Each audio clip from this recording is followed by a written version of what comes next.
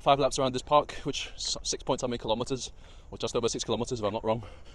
You catch my breath. I think it took me 35 minutes. Oh well, 7 minutes per lap. Not going to complain. Keep working at it. Okay, so the last shot was pretty poorly phrased, so I'm just going to redo the whole clip from here. Well, just today I finally finished the animation that I said I was going to do from 2 videos ago. If you remember, I actually tried making an animation explaining a pivot shift test, which is used to help diagnose an ACL injury.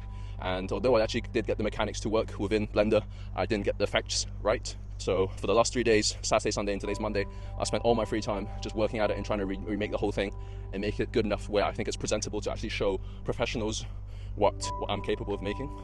That took about 12 hours, which is tiring. I ended up just feeling really burnt out from the whole thing. So that's why I came today to run in Penfold Park.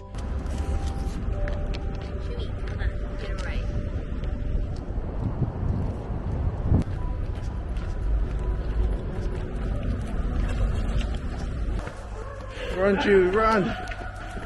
Run, Chewie! Keep going. He's gonna pee. Go to the grass, Chewie! Come on.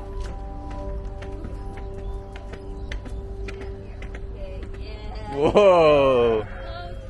Go, Chewie. A few takeaways I have from this experience, even though it's not that different to the first time learning Blender. The first one is having a specific goal in mind really helps push me and keep me motivated to persevere through challenges. For example, when I do my daily exercise or daily meditations, I find it quite hard to stay motivated because there isn't an end in sight, so to speak. Whereas making these animations, I have a very clear picture of what it is that my final product will be or what my goals are. So until I reach that goal, I can always gauge how far I am and whether or not I'm making progress, and that's very useful feedback for me to keep pushing myself. And the second thing I've learned is that watching tutorials or maybe watching me make these animations might seem really easy. And to be honest, a lot of it is down to how advanced the software is. But when it comes to actually learning to do these things yourself and having practical projects, it's so much harder, and there are just so many little things that you have to troubleshoot. And those are often things that take much longer than the actual core animation. But there's no point me showing this on video because you wouldn't understand what the problem is and how frustrating it is for me to overcome it. And I think I can appreciate this when I see people doing other things that it's also always easy in the public's eye to get something done, but everything ends up taking longer than you expect. But the third thing I've also learned is that this troubleshooting and going through the nitty-gritty of anything that you're trying to learn or accomplish is very, very prevalent. Almost anyone who wants to get anything done will experience it. I've been able to find this out just through reading a lot of YouTube comments for the same Blender tutorials I've been watching. People talk about how frustrated they are, very small knowledge gaps that they haven't been able to fill, or bugs that they haven't been able to fix, that end up maybe doubling the whole time that they've spent on the project. For me, it's extremely important to have this awareness that these minor obstacles are experienced by everyone, because sometimes when you're in the middle of getting stuck on a problem, it's easy to sort of think, I am the unlucky one, I am put in the position where I have to get things, I have to do the labor-intensive stuff, whereas everyone gets the easy things, which my friends and I have described as high yield. High yield is something when you have to do little work and get very good results from, or get a very significant amount of reward from it. That's what we call high yield. But in reality, a lot of things have a much lower yield than we think they do, especially in the short term. It's only been 1 month since I started trying to use this application, and now I've been able to make this what I think is extremely high-grade animation, which I hope to be able to reproduce much more easily from now on. Just like a lot of the things I've done, I'm trying to work towards, it's always just about reminding myself that everything takes time, and I love this quote, which I'll forget.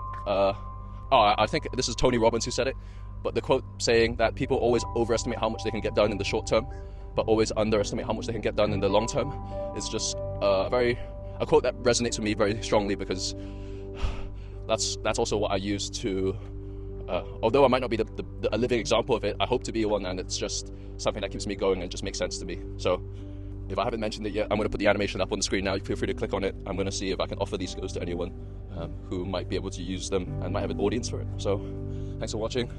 Always feels good to really push myself in terms of exercising after having a mentally tough or draining day. And I encourage everyone just to push themselves through exercise if they ever feel stuck, because it really helps me. So yeah, thanks for watching. See you next time. It's already dark. Bye. I love that you have such high standards, but those aren't high standards. That's called perfection. And most people overestimate what they can do in a year, and they underestimate what they can do in 2 or 3 decades. And you haven't been around long enough to have those extra 2 or 3 decades. So don't fuck it up. There's time.